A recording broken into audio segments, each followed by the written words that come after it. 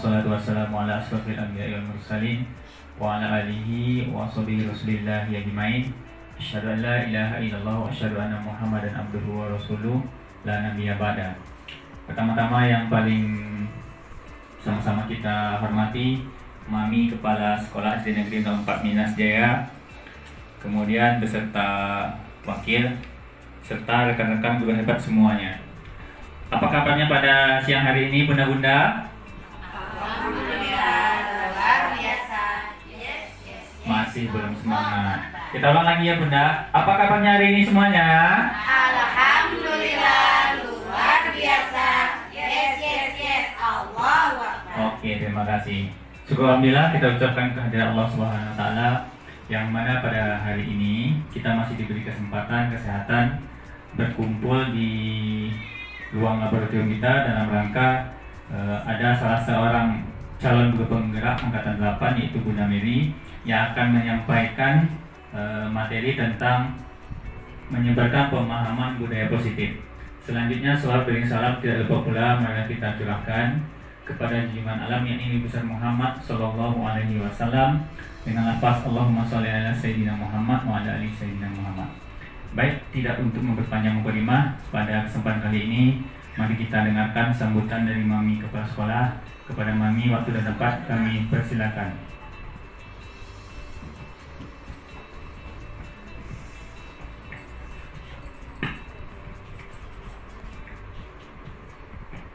Bismillahirrahmanirrahim. Assalamualaikum warahmatullahi wabarakatuh. Waalaikumsalam warahmatullahi wabarakatuh.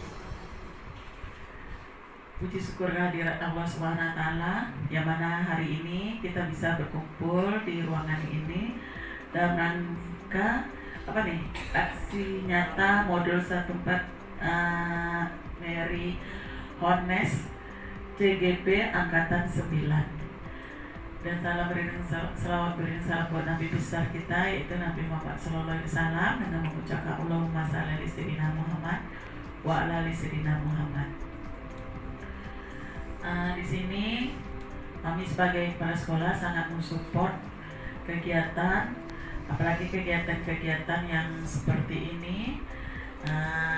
Ini banyak dampak positifnya yang terutama kalau untuk kita, untuk anak didik, untuk rekan-rekan, apalagi ini kan lepas dari kepentingan individunya, tapi ini membawa dampak untuk sekolah. Ini kan salah satu praktek baik. Nah, ini yang akan di-share ke kawan-kawan semua.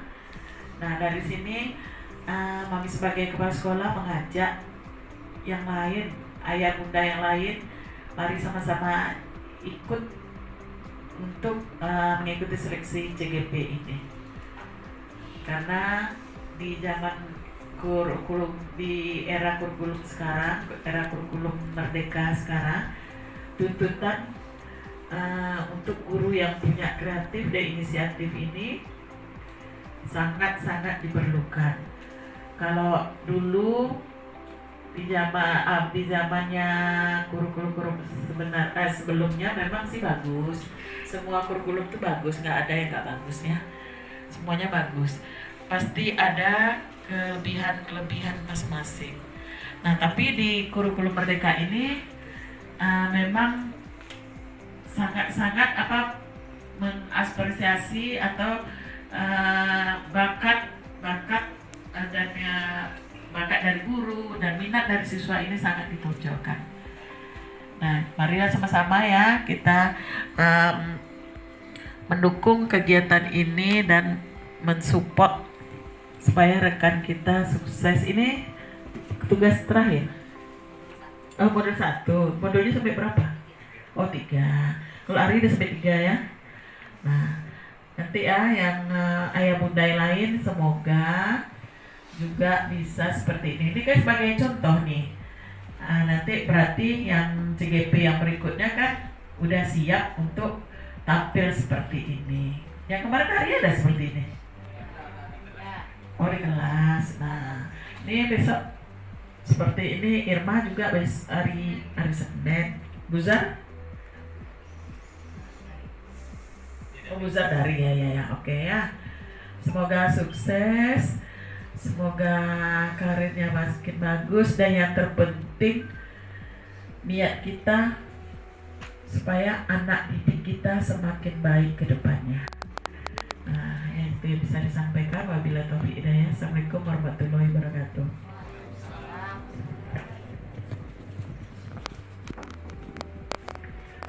Terima kasih banyak kami ucapkan kepada Mami Kepala Sekolah. Mudah-mudahan apa yang disampaikan oleh beliau bisa kita praktek dan kita amalkan dalam kehidupan kita sehari-hari. Baiklah, untuk acara kita selanjutnya itu pemaparan materi tentang budaya positif. Ini ada langsung tanya jawab, Bunda?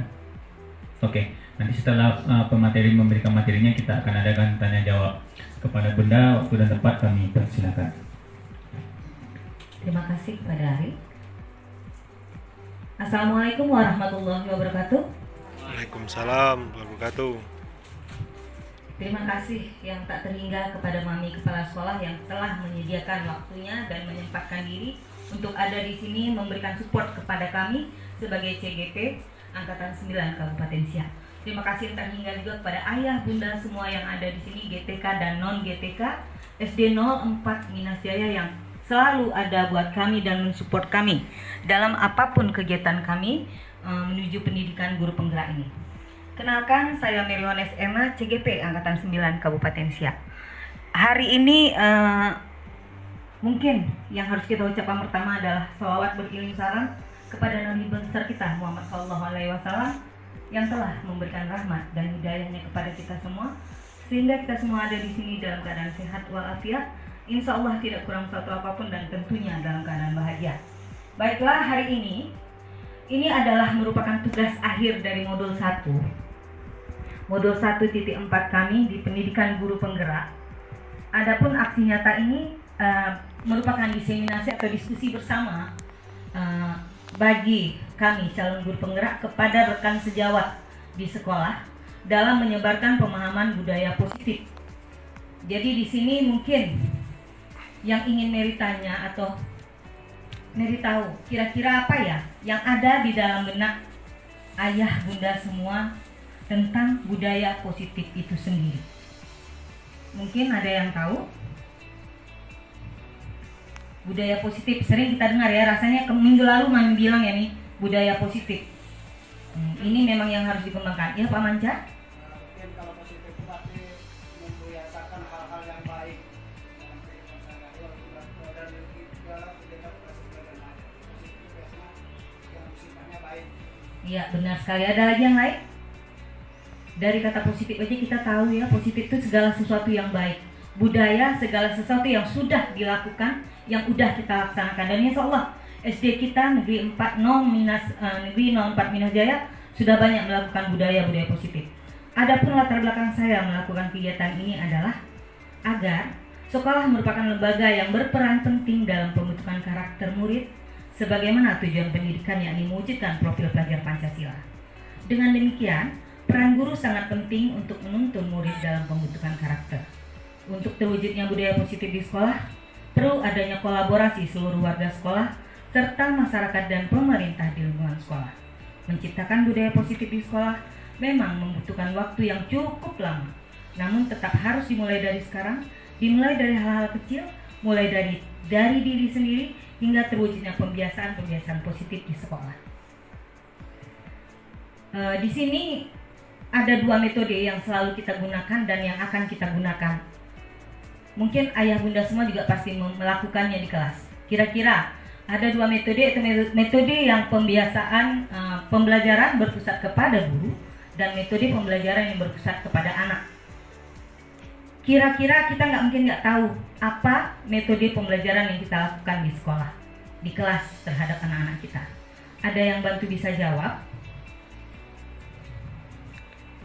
Ayo, metode yang kita laksanakan di dalam kelas selama ini, pembelajaran yang berpusat kepada guru atau pembelajaran yang berpusat kepada anak, dan kira-kira apa alasannya? Ada yang bisa bantu? Ari?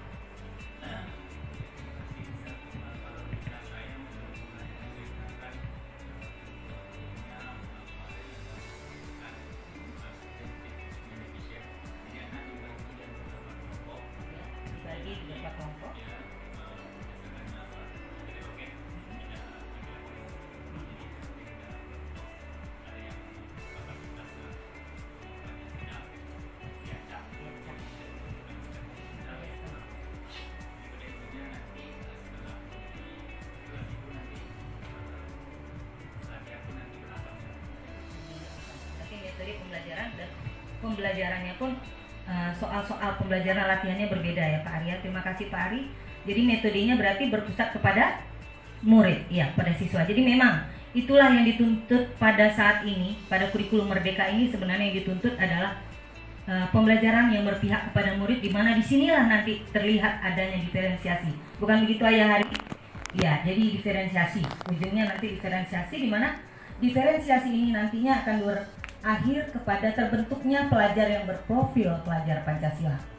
Jadi yang akan saya bahas di sini itu adalah yang pertama, pendidikan paradigma belajar, kedua disiplin positif, ketiga nilai-nilai kebajikan, yang keempat kebutuhan dasar manusia, yang kelima motivasi perilaku manusia, yang keenam posisi kontrol, tujuh keyakinan kelas, dan terakhir segitiga restitusi. Ini yang akan dibahas dan memang harus disebutkan satu persatu ya Ayah Bunda. Selanjutnya pembelajaran dengan paradigma baru yang sudah kita lakukan sekarang, insya Allah, karena kita sekolah penggerak, jadi kita udah lakukan ini pelan-pelan. Ini adalah tahun ketiga kita. Pembelajaran dengan paradigma baru merupakan pembelajaran yang dirancang berdasarkan prinsip pembelajaran berdiferensiasi, sehingga para peserta didik belajar sesuai dengan kebutuhan berdasarkan tahap perkembangan sesuai dengan teori psikologi modern untuk mewujudkan profil pelajar Pancasila seperti yang Mary bilang tadi. Jadi ujungnya memang ujung dari metode pembelajaran berpihak kepada murid adalah pembelajaran berdiferensiasi yang ujungnya nanti menciptakan manusia siswa yang berprofil pelajar Pancasila. Miskonsepsi atau kesalahan tentang teori kontrol, yaitu ilusi guru mengontrol murid, guru yang selalu mengontrol murid ya di sini. Yang kedua, ilusi bahwa semua penguatan positif efektif dan bermanfaat. Yang ketiga, ilusi bahwa kritik dan membuat rasa bersalah mampu menguatkan karakter. Ini yang sering kita lakukan tanpa disengaja. Yang terakhir, ilusi bahwa orang dewasa berhak memaksa.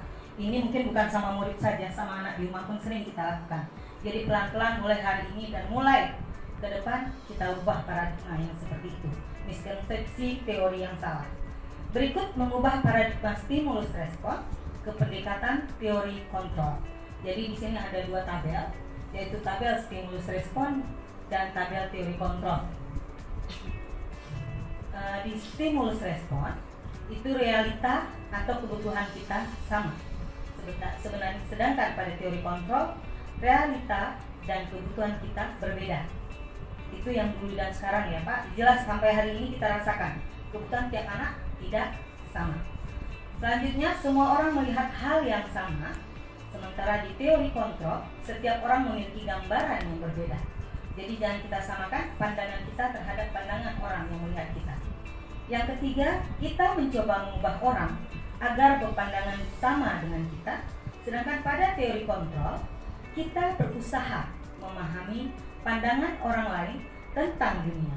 Itu dia perbedaannya ya. Kalau ke teori kontrolnya lebih kepada mengerti, mungkin lebih kepada perasaan, memakai perasaan. Yang keempat, perilaku buruk dilihat sebagai suatu kesalahan. Sedangkan pada teori kontrol semua perilaku pasti ada tujuannya. Walaupun mungkin itu perilaku buruk, kalau kita kaji kita tahu pasti dia ada sebab yang dia lakukannya, mengapa dia berbuat seperti itu. Selanjutnya, orang lain bisa mengontrol saya, tapi hanya Anda yang bisa mengontrol diri Anda. Jadi kita berbuat jahat itu pun sebenarnya mengontrol diri kita. Berbuat baik kita, berbuat jahat kita, itu yang mengontrol diri kita sendiri. Selanjutnya, pemaksaan ada pada saat bujukan gagal. Sedangkan pada teori kontrol, kolaborasi dan konsensus menciptakan pilihan-pilihan baru. Di sini nanti lain bertindak segitiga restitusinya. Selanjutnya, model yang berpikir menang atau kalah. Sementara pada teori kontrol, model berpikir menang sama-sama menang. Jadi nggak ada yang kalah. Jadi apalagi kalau kita menyelesaikan masalah siswa, masalah murid yang sedang mengalami permasalahan, itu nggak ada yang kalah. Tapi kita berusaha untuk meyakinkan anak-anak bahwa dia juga menang, walaupun mungkin dia berbuat salah, tapi dengan kata-kata baik kita. Berikut adalah disiplin positif. Disiplin berasal dari kata disiplina, yang berarti belajar. Jadi disiplin ini dari arti katanya belajar aja kita bisa tahu ya Bu, Ayah Bunda, kalau disiplin itu tidak bisa kita paksakan. Tapi disiplin itu kita buat secara perlahan, bertahap sampai anak benar-benar paham dan melaksanakan disiplin itu dari diri dia sendiri, atas keyakinan dia sendiri dan kesadaran dia sendiri, bukan atas paksaan. Disiplin mengacu pada disiplin diri yang memiliki tanggung jawab terhadap apa yang dilakukannya berdasarkan nilai-nilai yang diyakininya. Disiplin positif merupakan salah satu cara penerapan disiplin yang bertujuan untuk menumbuhkan kesadaran serta memberdayakan peserta didik tanpa imbalan penghargaan, ancaman, ataupun hukuman. Ini juga masih kita terapkan di sekolah kita. Tanpa sengaja kita kadang memberi reward, memberi hukuman dan ancaman itu pun sering terkeluarkan. Tapi insya Allah ke depan pelan-pelan kita buang yang seperti itu. Sebagai seorang pendidik, tujuan kita adalah menciptakan peserta didik yang memiliki disiplin sehingga mereka berperilaku mengacu kepada nilai-nilai kebajikan universal dan memiliki motivasi intrinsik dalam perubahan perilaku ke arah yang lebih baik. Ini tadi yang dibilang kalau disiplin berasal dari diri sendiri, bukan atas paksaan atau bukan kemauan orang lain. Selanjutnya, disiplin positif dan nilai-nilai kebajikan universal. Kebajikan berarti nilai-nilai yang ada nilai baiknya. Secara menyeluruh universal artinya besar. Disiplin positif merupakan suatu cara penerapan disiplin tanpa kekerasan. Ingat ya Bunda, tanpa kekerasan dan ancaman yang dalam praktiknya melibatkan komunikasi tentang perilaku yang efektif antara orang tua dan anak. Salah satu cara penerapan disiplin yang bertujuan untuk menumbuhkan kesadaran serta memberdayakan anak untuk melakukan sesuatu tanpa sogokan, ancaman, maupun hukuman. Disiplin positif juga mengajarkan anak tanggung jawab serta rasa hormat dalam berinteraksi dengan lingkungannya. Ini percaya atau tidak percaya, ini masih kita lakukan baik di rumah maupun di sekolah, termasuk dengan memberi reward kepada anak atau hadiah-hadiah. Bunda akan kasih kamu permen kalau kamu siapa yang berani maju ke depan. Ternyata yang udah kita lakukan itu tidak benar dan tidak baik. Harus pelan-pelan kita buang. Di sini dia nilai-nilai kebajikan. Nilai kebajikan yang disepakati bersama terlepas dari suku, bangsa, agama, bahasa maupun latar belakang. Ini dia ya. Jadi kita tidak boleh membeda-bedakan anak, apalagi suku, bangsa, agama, dan bahasa. Contoh nilai kebajikan, institusi atau organisasi. Ini dia. Yang pertama, profil pelajar Pancasila. Sebagaimana kita tahu yang pertama adalah beriman dan bertakwa pada Tuhan Yang Maha Esa dan berakhlak mulia. Ini yang paling dituntut dulu untuk siswa kita. Yang kedua, berkebinekaan global. Yang ketiga, gotong royong, mandiri, kreatif, dan bernalar kritis.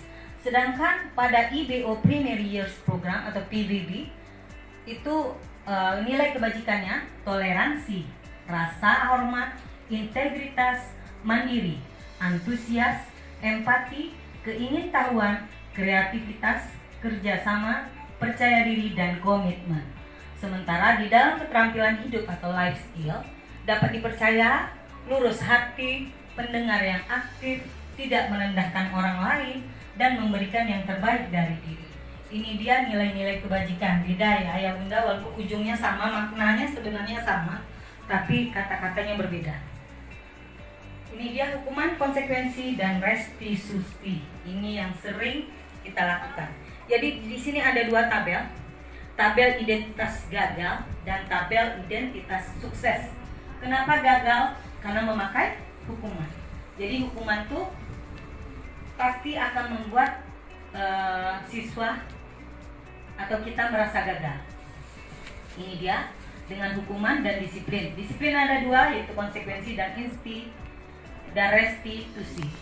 Hukuman, sesuatu yang menyakitkan harus terjadi. Iya kan ayah bunda, hukuman yang kita lakukan walaupun tidak dengan secara fisik. Misalnya kita suruh dia maju ke depan karena dia berbuat salah, kita hukum dia dengan membaca apa aja pelajaran, tetap punya rasa yang menyakitkan pada diri siswa. Ini yang harus kita buang. Yang kedua, tidak nyaman untuk murid atau anak dalam jangka waktu yang panjang. Korban mendapatkan keadilan. Sementara pada disiplin atau identitas sukses disiplin, konsekuensi sesuatu harus terjadi Sedangkan pada restitusi merupakan pilihan. Jadi anak boleh memilih di sini. Yang kedua, tidak nyaman untuk murid atau anak untuk jangka waktu yang pendek. Jadi di sini waktunya mungkin shock terapi anaknya hanya sebentar, tidak berkepanjangan. Pada restitusi menguatkan untuk murid atau anak dalam jangka waktu panjang. Justru pada restitusi itu menguatkan. Alhamdulillah kami sudah melakukan restitusi pada modul 1.3 kemarin. Diskusi restitusi itu kami melakukan diskusi menyelesaikan masalah dengan diskusi pada siswa. Terakhir, korban bisa diabaikan, sedangkan pada restitusi korban mendapatkan ganti. Dia akan merasa bahagia, dia akan merasa bangga karena dia bisa menyelesaikan masalah tanpa rasa malu. Selanjutnya, murid atau anak akan tersakiti, perilaku pasif agresif meningkat, sistem tidak akan berjalan bila murid tidak takut. Ini efek dari hukuman. Jadi terasa kali ya ayah bunda, efek dari hukuman ini akan membuat murid lama-kelamaan tidak merasa takut dan tidak jerah, bahkan dia akan selalu berbuat gitu. Selanjutnya, disiplin identitas suksesnya, murid atau anak dibuat tidak nyaman. Sementara pada restitusi, murid atau anak mendapatkan penguatan. Yang kedua, penguatan hanya bertahan dalam jangka waktu pendek. Pada restitusi, masalah terpecahkan. Jadi di antara guru dan anak selesai masalah, anak mendapatkan solusi. Yang terakhir, memerlukan monitoring dan supervisi terus-menerus dari guru. Sedangkan pada restitusi, murid akan belajar bertanggung jawab untuk perilakunya. Jadi di sini bedanya ya, ayah bunda. Pada restitusi, jika kita melaksanakan restitusi, anak selanjutnya akan bisa menyelesaikan masalahnya dan merasa dengan keyakinan kelasnya apa yang dia pilih, dia sadar akan kesalahan-kesalahan yang sudah dia buat. Ini dia hukuman konsekuensi restitusi yang masih dalam hukuman. Ini kata-katanya yang akan membuat mereka sakit atau menyakiti perasaan mereka. Peraturannya adalah titik-titik kamu harus, masih sering kita lakukan ya ayah bunda, tidak dipungkiri ini masih sering kita lakukan. Yang kedua, murid atau anak membenci peraturan. Kalau kita tanya mereka katanya enggak, tapi sesungguhnya mereka benci akan peraturan. Pada konsekuensi pertanyaannya, apa peraturannya? Mampukah kamu melakukannya? Terima kasih, itu dia. Yang kedua, murid atau anak menghormati peraturan. Menghormati karena segan ya bu ya, menghormati dia. Selanjutnya pada restitusi, apa yang kamu yakini? Nah ini dia pertanyaan yang kita tanyakan pada mereka. Apa yang udah mereka yakini dari keyakinan kelas yang mereka buat? Terus apa yang bisa kamu lakukan untuk memperbaiki masalah ini? Nah pertanyaan ini membuat mereka merasa tidak pernah bersalah, tidak merasa membuat bersalah. Ini mereka merasa menjadi bangga karena mereka diajak berdiskusi. Selanjutnya, murid atau anak menghormati dirinya dan orang lain. Ini dia, kalau hukuman identitasnya gagal, kalau disiplin, konsekuensi dan restitusi identitasnya sukses. Hukuman negatif, konsekuensi masih netral, dan restitusi positif. Ini dia masih lagi.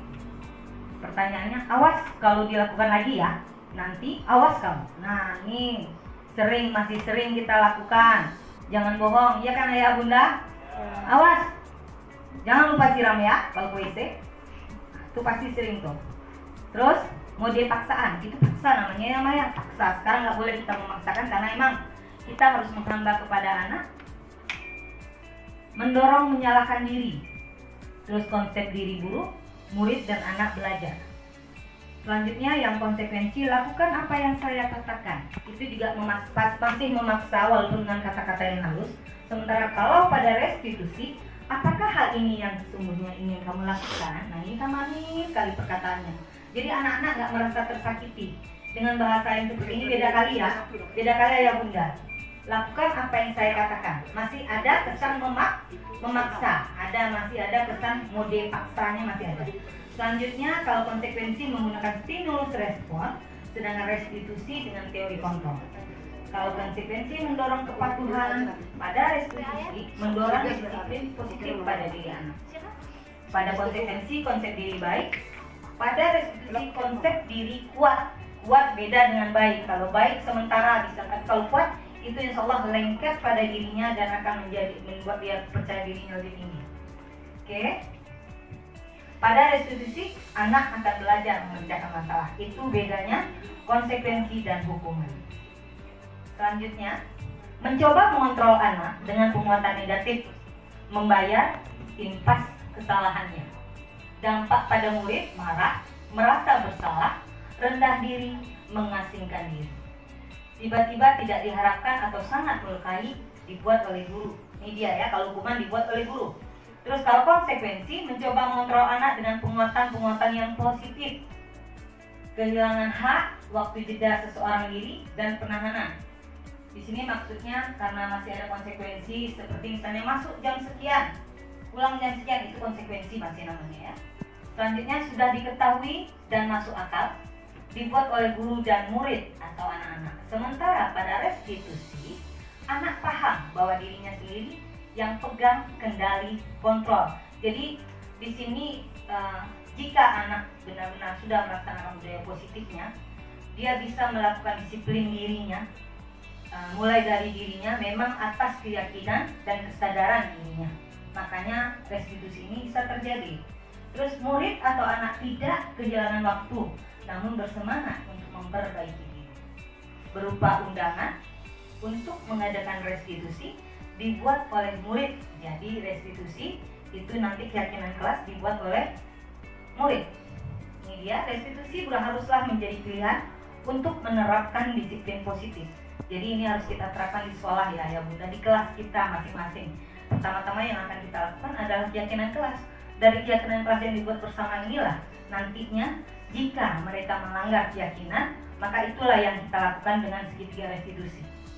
Ini dia, hukuman menyakitkan, guru menjalani konsekuensi dengan menyalahkan, selalu mengkritik, menyindir, serta merendahkan murid. Sangat tidak baik.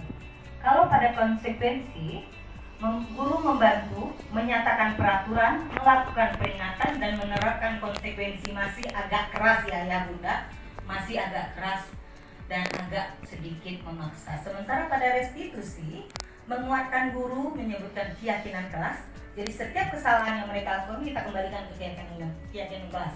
Ayo, keyakinan kelas yang mana yang kamu langgar? Kamu tahu konsekuensinya apa? Apa yang harus kita lakukan? Itu dia bahasanya nantinya.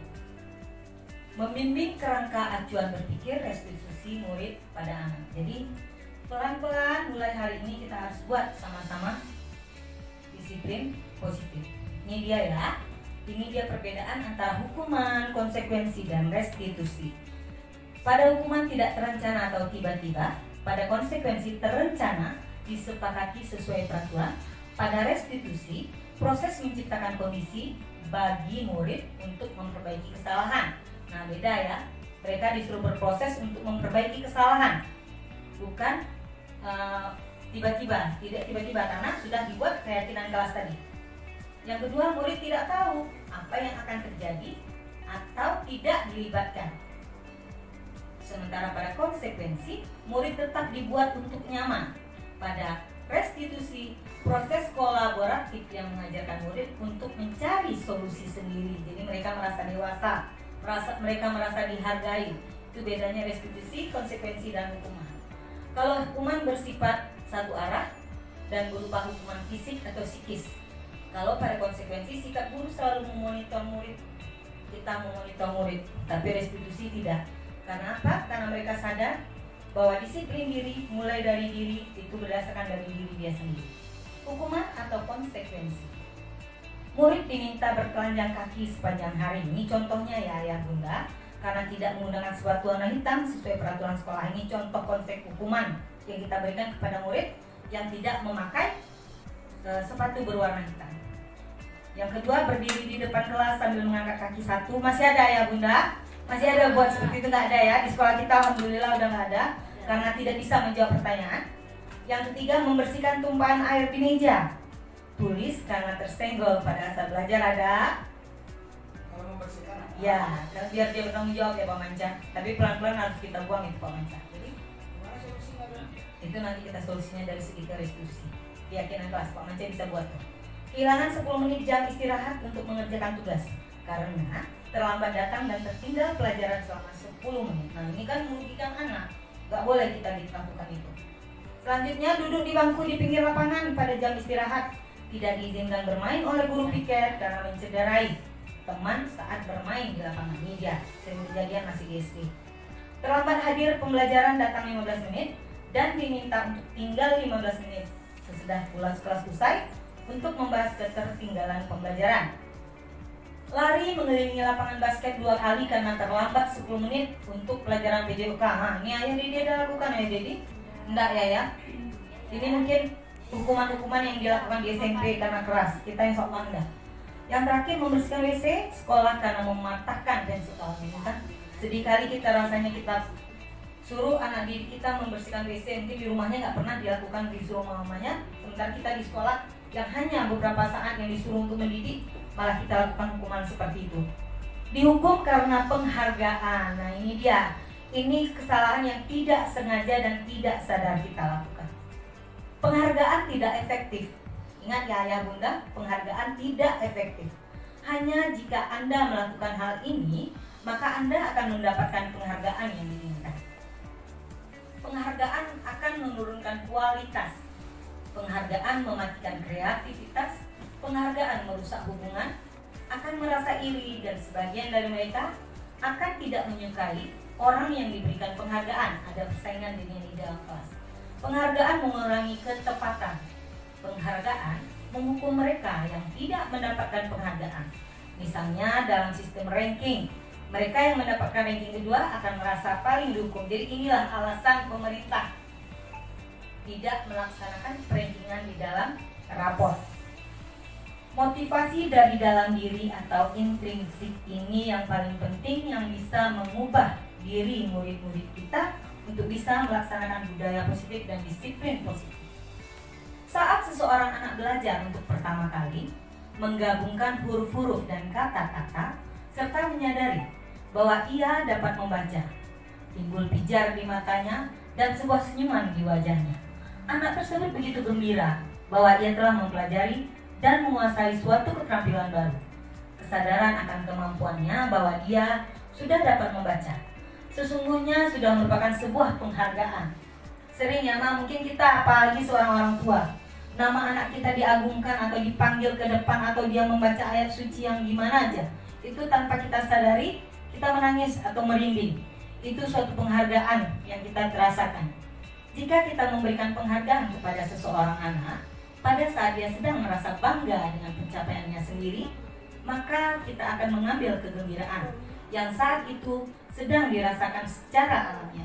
Jadi ternyata kalau kita ngasih penghargaan kepada anak tanpa kita sadari, kita mengambil kegembiraan yang udah dia punya secara alami. Itu dia. Restitusi. Restitusi adalah proses menciptakan kondisi bagi murid untuk memperbaiki kesalahan mereka, sehingga mereka bisa kembali pada kelompok mereka dengan karakter yang lebih kuat. Ini dikutip dari Gassen 2004. Restitusi juga merupakan proses kolaboratif yang mengajarkan murid untuk mencari solusi, ini yang paling penting, untuk masalah mereka, dan membantu murid berpikir tentang orang seperti apa yang mereka inginkan dan bagaimana mereka harus memperlakukan orang lain.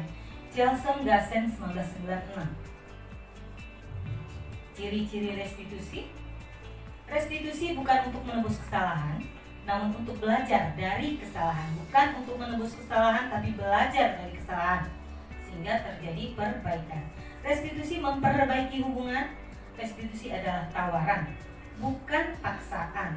Restitusi menuntun untuk melihat ke dalam diri. Restitusi mencari kebutuhan dasar yang mendasari tindakan. Restitusi diri adalah cara yang paling baik. Oke, sampai di sini mungkin ada ayah bunda yang mau bertanya. Mary, persilakan. Pertanyaan tadi. Iya. Apa solusinya? Jadi, ya. Apa ya? Unsur pendidiknya apa yang harus dikasih kepada anak?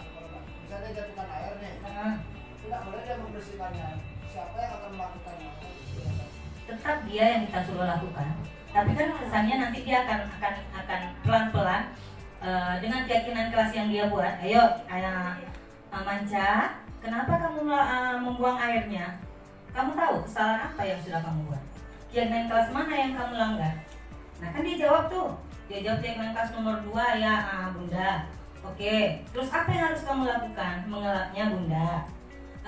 Kita tetap menyuruh dia melakukannya, namun kita tidak macam lap aja langsung ilangin, kan nggak enak itu.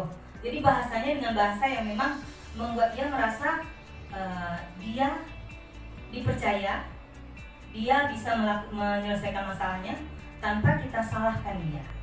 Jadi di depan kawan-kawannya juga dia tetap tidak merasa bersalah. Jadi tetap dia lakukan, dan insya Allah mungkin ke depannya dengan mengingatkan dia akan jajanan kelas yang sudah kita buat sama-sama, dia tidak akan melakukannya lagi Pak Manca. Yaitu tadi, karena disiplin dirinya itu sebenarnya dari diri dia, bukan dia buat-buat.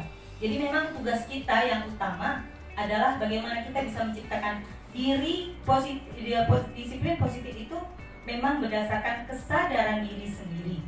Jadi menciptakannya itu nggak akan sebentar. Ya Pak Man, menciptakan kesadaran diri untuk bisa menegakkan disiplin pada dirinya sendiri itu tidak butuh waktu yang sebentar. Tapi bahasa kita itulah yang kita rubah kepada mereka. Tetap dia yang lakukan, nggak mungkin Pak Manca yang lakukan. Tetap dia yang melakukan, tapi dengan bahasa yang kita ingatkan. Apa yang sudah kita janjikan, apa yang sudah kita buat bersama.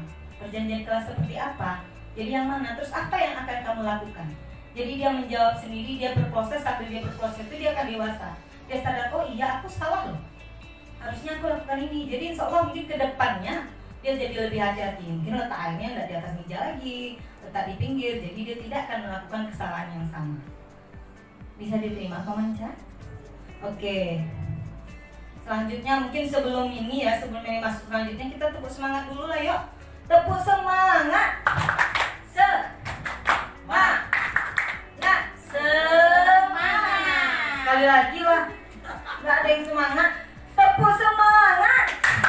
Semangat. Gitulah. Oke, kita masuk kepada pembelajaran berikutnya. Kebutuhan dasar manusia. Nah, ini kebutuhan kita yang paling kita perlukan.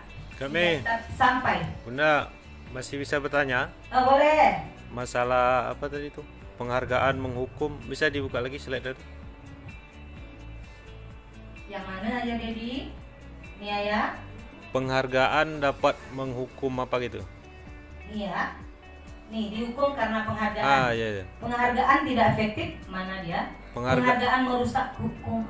Penghargaan menghukum mereka yang tidak mendapatkan penghargaan.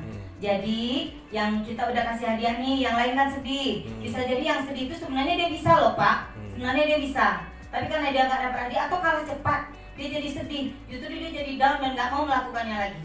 Biar aja. Kita kan nggak tahu sifat anak-anak ya. Nah, itu yang dibilang menghukum itu. Berarti kita tidak boleh memberi reward kepada anak. Jadi bisa lagi kita nggak boleh kita memberikan reward kepada anak-anak. Makanya nggak ada lagi prestasi penting di apa. Reward itu gini kalau saya artikan. Iya. Mungkin reward yang sifatnya barang atau apa, saya rasa kalau reward ya makasih atas jawaban anak-anak. Ya beda. Rewardnya begitu. Yang nggak boleh itu reward yang berbentuk barang. Tapi kalau yang diberikan semuanya, misalnya saya pembelajaran, ambil kasih. Nih ambil semua, nih kita belajar nih, ambil permen satu-satu saya kira. Nah itu adil namanya, itu bukan menghukum, itu akan menghukum.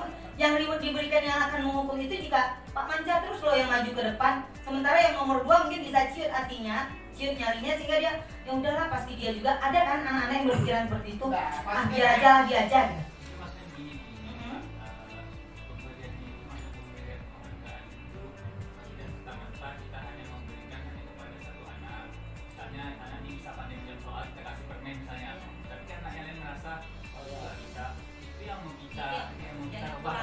Ya, makanya arti reward itu di mana ya? Verbal lagi Pak, memang ditutup penghargaannya berupa kata-kata verbal. Bagus nak pintar nak, jadi mungkin anak yang lain tidak merasa Ya, kecil hati. makanya ini mungkin saya karena dia salah komunikasi ya, diskusi apa kan? Rewardnya tetap bisa diberikan, tapi rewardnya bagaimana? Bukan pelaksanaan proses belajar mengajar itu. Saya rasa kalau tidak memberikan reward juga tidak bagus. Iya, tapi kenyataannya yang dituntut sekarang itu. Makanya kalau reward ditiadakan saya rasa jadi kurang pas. Bukan ditiadakan, tapi diangsur supaya tidak dibiasakan, tidak menjadi kebiasaan rutin. Nah, jadi anak-anak tuh datang ke sekolah hanya mengharap imbalan ini nanti bakal dapat ini nih dari ayah, kita paling cepat-cepat ya. Sementara motivasi dari dirinya kan nggak ada. Itu dia kesadaran dirinya nggak keluar. Bukan, maksud saya reward tuh bisa saja kan bukan bentuk barang. Iya betul. Terima kasih sayang. Kalau reward ditiadakan saya rasa juga kurang pas kan. Reward dalam bentuk Menempatkan benda. reward tuh harus pas juga. Iya betul sekali. Apa tuh sama dengan sistem perancingan tuh kan Iya nih, itu yang nggak boleh. Supaya sebenarnya anak-anak tuh bisa semuanya, cuma dalam bidang ini dia ada sedikit. Jadi ini jadi rakyat. Tak ada Iya. motivasi enak nanti Karena kan. diferensiasi tadi itulah kaki. Jadi setiap anak dalam tingkatnya mereka mampu gitu kan nih, makanya dilewatkan. Oke ayah ready? Lanjut ayah ready? Oke, boleh. Oke. Tapi bukan rewardnya dihilangkan itu. Menempatkan reward. Penempatan rewardnya yang harus pas. Ya. Oke. Oke.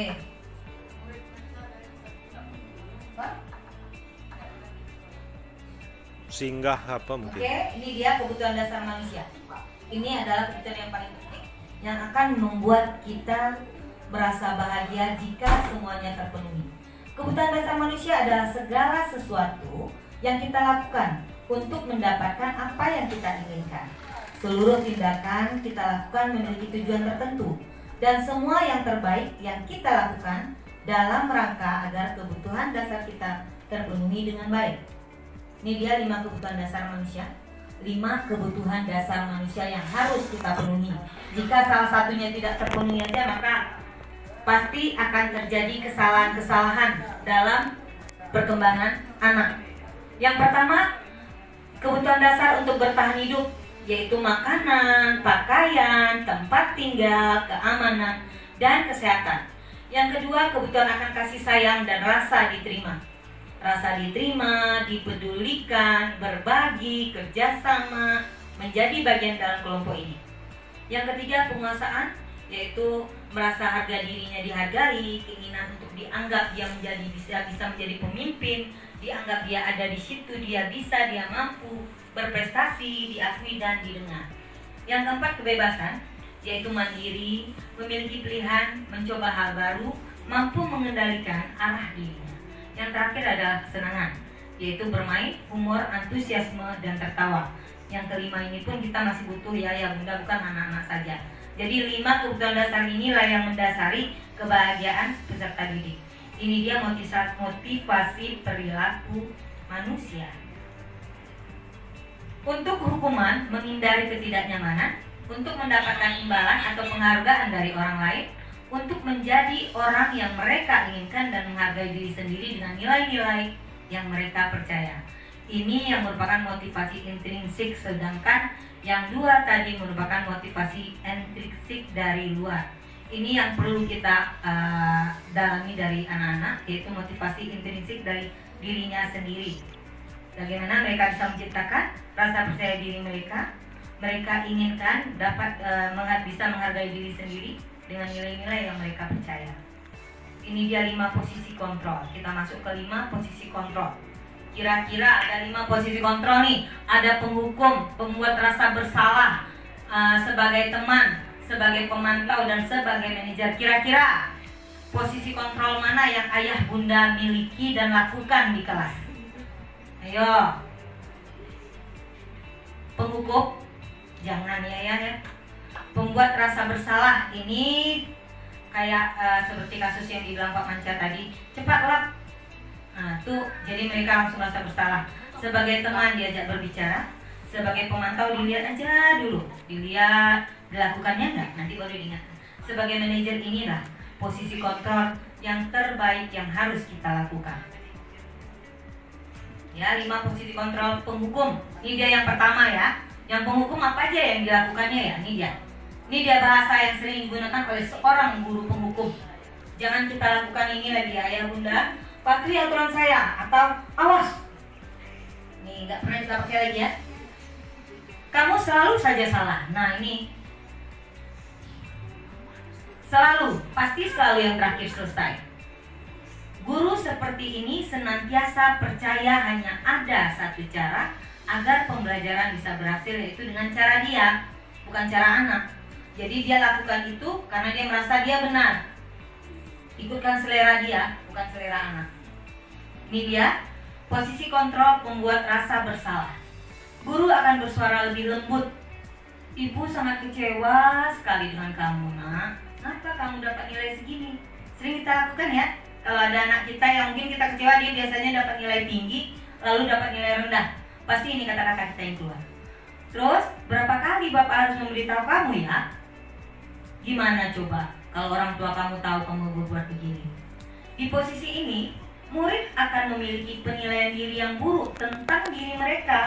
Murid merasa tidak berharga dan telah mengecewakan orang-orang yang disayanginya. Nah, nih, salah sekali kan? Padahal kita udah ngomong dengan lembut loh.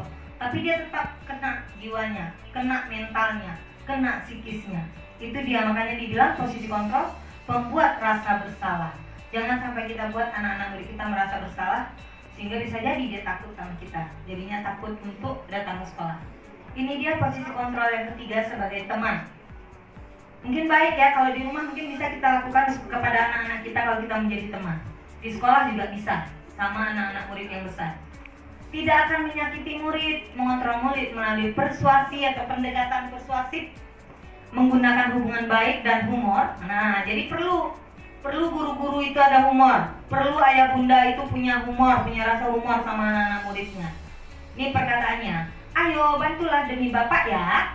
Ayo, ingat tidak ada bantuan Bapak selama ini. Ya sudah, kali ini tidak apa-apa, nanti Ibu bantu bereskan. Hal lain yang mungkin timbul adalah murid hanya akan bertindak untuk guru tertentu dan tidak untuk guru lainnya.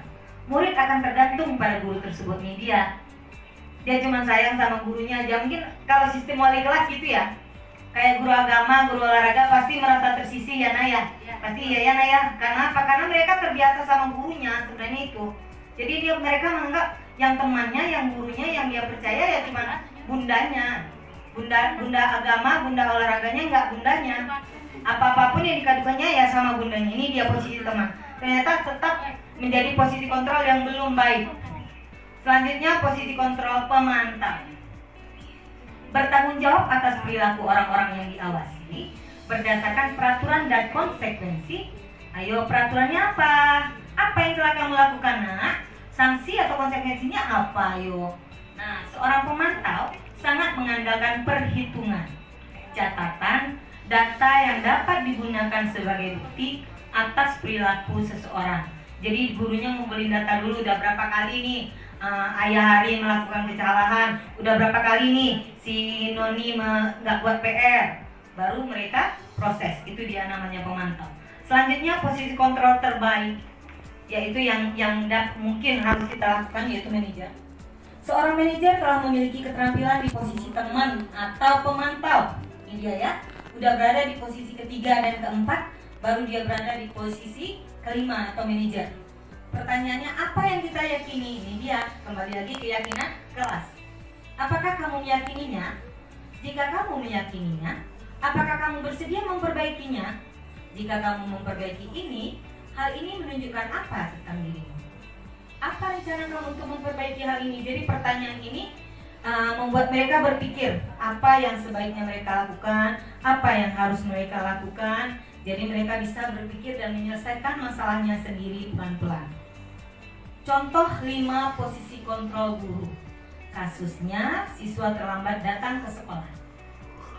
Yang penghukum, ini dia kata-katanya ya bunda ya. Hormat bendera selama 1 jam, patuhi perintah saya. Kamu selalu saja salah. Nah, ini anak disuruh hormat bendera selama 1 jam. Secara etis saja nggak baik ya bunda. Demam anak orang pingsan, yang kena, yang dituntut kita ayah bunda gurunya. Pembuat merasa bersalah. Sudah berapa kali bapak ibu harus memberitahumu? Kamu selalu mengecewakan. Nah, kata-kata mengecewakan ini yang tidak boleh kita keluarkan karena akan membuat jiwa anak tertekan. Posisi kontrol teman. Ayolah demi bapak atau ibu ya. Ya sudah, silakan masuk. Nanti bapak ibu bereskan. Ayo, ingat tidak bantuan bapak ibu lagi ya. Itu dia kata-katanya sebagai teman. Kayak kita sama anak murid kita sering mungkin kita ngomong gitu ya. Karena anak sekarang memang nggak bisa kita marahkan, nggak bisa kita bentak, banyaknya dibujuk. Posisi kontrol sebagai pemantau. Peraturannya apa? Apa yang kamu lakukan? Apa sanksi atau konsekuensinya? Tetap mengingatkan sanksi dan konsekuensi. Itu bedanya dengan posisi kontrol guru sebagai manajer. Di sini pertanyaannya, apakah kamu tahu kesalahan kamu, nak? Nah, ini dia. Dia disuruh berpikir dan menjawab dan belajar jujur. Kira-kira kamu bisa memperbaikinya apa tidak? Gitu. Itu pertanyaannya. Apa rencanamu untuk menyelesaikan masalah ini? Jadi memang kita hanya memberikan saran, memberikan pertanyaan, dia yang menjawab dan mencoba mencari solusi dari masalah yang dia selesaikan. Jadi dia nggak merasa dituduh, nggak merasa bersalah. Ini dia keunggulan posisi manajer. Nih, guru berbuat sesuatu bersama dengan murid, mempersilahkan murid mempertanggungjawabkan perilakunya. Jadi murid memang merasa bertanggung jawab atas perilakunya karena dia bisa menyelesaikan masalahnya sendiri. Mendukung murid agar dapat menemukan solusi atas permasalahannya sendiri. Tugas seorang manajer bukan untuk mengatur perilaku seseorang. Kita membimbing murid untuk dapat mengatur dirinya. Seorang manajer bukannya memisahkan murid dari kelompoknya, tapi mengembalikan murid tersebut ke kelompoknya dengan lebih baik dan kuat. Jadi dia begitu dipanggil, kawan-kawannya tahu nih dia ada masalah. Tapi kan kita panggil, dia suruh mengatasi sendiri. Dia balik ke tempat kawannya itu, dia tidak merasa bersalah, dia tidak merasa kecewa. Dia tetap dengan percaya dirinya duduk dengan teman-temannya. Inilah posisi kontrol yang terbaik, yaitu manajer. Ini yang harus kita lakukan dan mungkin sudah kita lakukan di awal semester kemarin. Pembentukan keyakinan kelas. Ini dia syarat-syaratnya. Pembentukan keyakinan kelas harus bersifat abstrak, berupa pernyataan yang universal secara menyeluruh, dibuat dalam pernyataan positif dengan kata-kata yang positif, sedikit saja biar mudah diingat, sesuai dengan kondisi kelas dan sekolah sehingga mudah untuk diterapkan. Semua warga sekolah atau kelas dilibatkan saat pembuatan keyakinan kelas. Ini dia. Untuk di kelas-kelas besar rasa Mary bisa dilakukan, tapi untuk di kelas 1 kayak kami hanya Mary yang berbuat, tapi Mary sampaikan lagi ke anak itu. Ini keyakinan kelas kita ya, nak. Oke, ini untuk penyelesaian masalah yang kita lakukan dalam posisi manajer tadi. Segitiga restitusi. Jadi di sini ada 3 tahapan yang kita lewati, yaitu menstabilkan identitas, validasi tindakan yang salah, dan yang terakhir menanyakan keyakinan. Ini dia.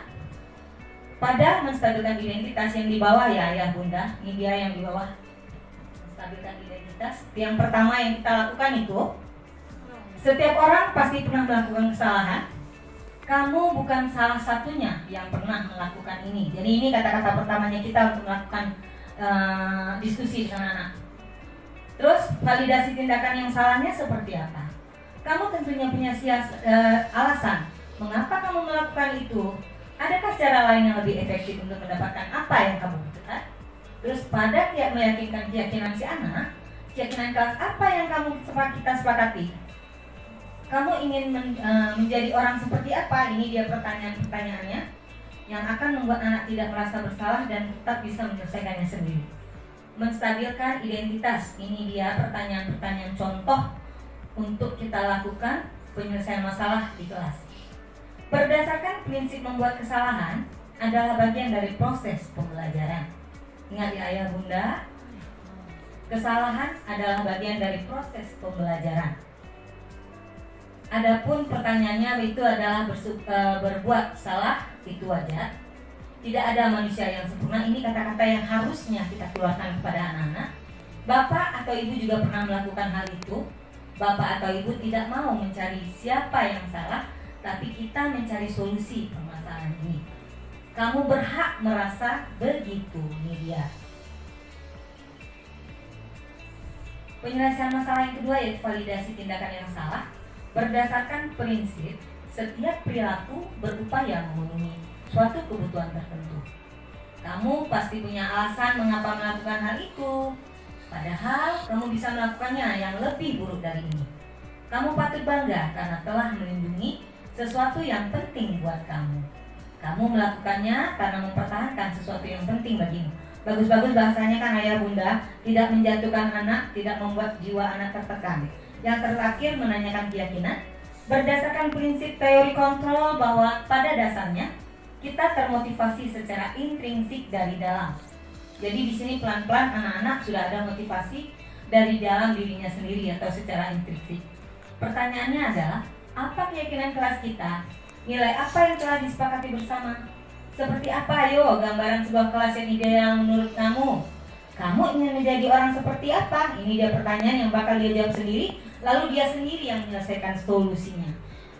Mungkin ini saja. Terakhir, terima kasih. Mary mau mungkin ada sedikit pertanyaan atau koreksi atas apa yang sudah Mary sampaikan.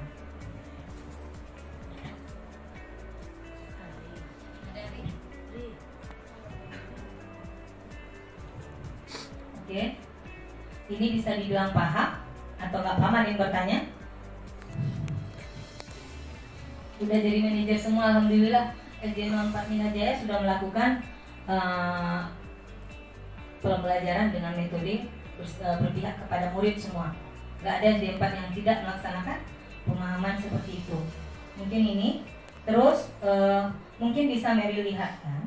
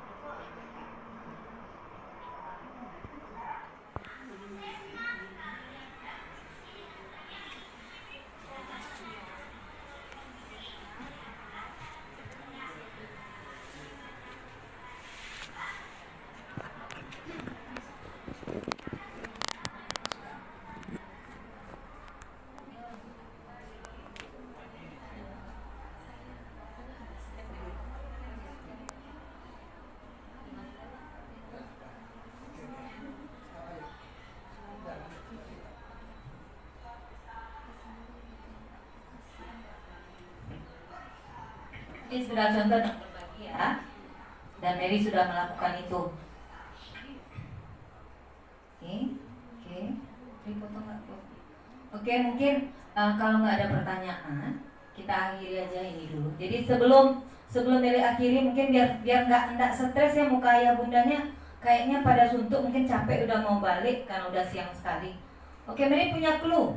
Oke, kita tebak sama-sama coba ya. Mau ya? Ini ngasah otak sedikit aja. Cluenya bumi itu bulat. Bumi itu bulat. Oke? Bumi itu bulat. Jika 10 sama dengan 1, maka 100 sama dengan 2. Ingat cluenya, bumi itu bulat. Oke. Sekarang kalau 18 berapa? Ya. Oh, udah dapat bocorannya rupanya. Udah tahu. 8.888. 8.888 ada 8. Oke. Jadi kalau kayak gitu kan cepat ya. Kalau 13? Enggak ada. Kita? Kalau 80 berapa? 3 ta. Kan bumi itu bulat. Bumi itu bulat. Kalau cluenya tiang bendera itu lurus. Tiang bendera itu lurus. Oke, sate 1. Sate 2. Ya. Kalau bebek? bebek 2.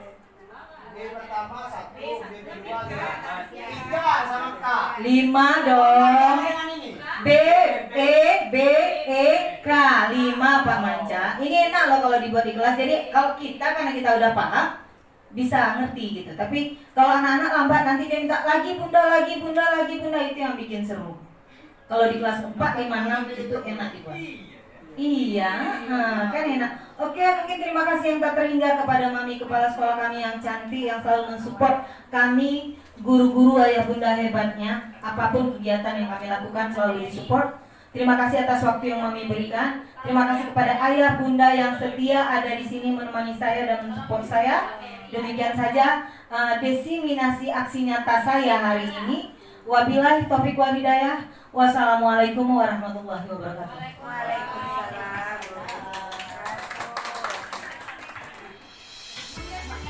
Oke, alhamdulillah, terima kasih kepada Bunda Mary Hones yang telah memberikan materi yang cukup panjang, lebar, dan meyakinkan. Mudah-mudahan kedepannya guru-guru hebat kita ini semuanya bisa menerapkannya dalam kehidupan sehari-hari, terutama di kelas kita masing-masing. Bersedia Bapak Ibu semua ya? Insya Allah. Mungkin hanya itu yang bisa kami sampaikan pada hari ini. Lebih dan kurang kami mohon maaf. Mudah-mudahan kita selalu diberkahi dan dilindungi oleh Allah Subhanahu wa taala. Mudah-mudahan juga nanti pas pulang selamat semuanya sampai tujuan. Wabillahi taufiq wal hidayah. Assalamualaikum warahmatullahi wabarakatuh. Waalaikumsalam.